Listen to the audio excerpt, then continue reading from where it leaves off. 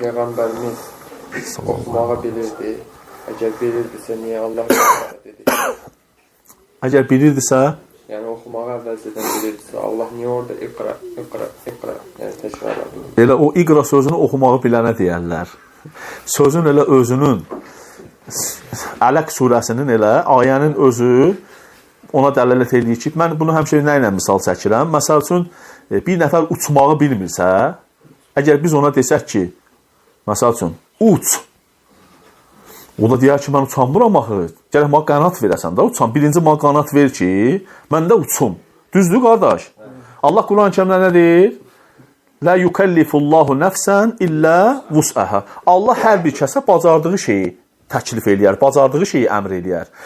Bu ayəyə diqqət edirsiniz, o sual verən qardaş buna diqqət eləsin. Allah insana bacardığı şeyi əmr eləyər. İndi bu ayə ilə gəlin Ələq surəsini birləşdirək. İqra. Ey Peyğəmbər, oxu. Oxu sözü təklifdir, təklif deyil.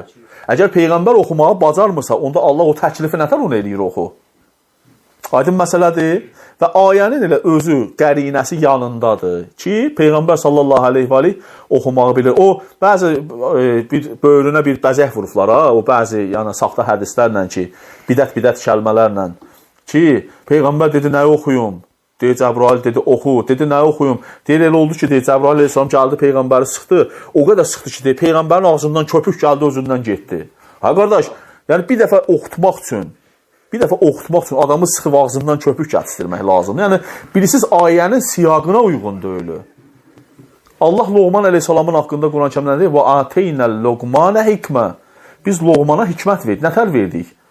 Hədisdə gəlir ki, bir yatdı duranda gördü ki, alimdir və elm sahibidir.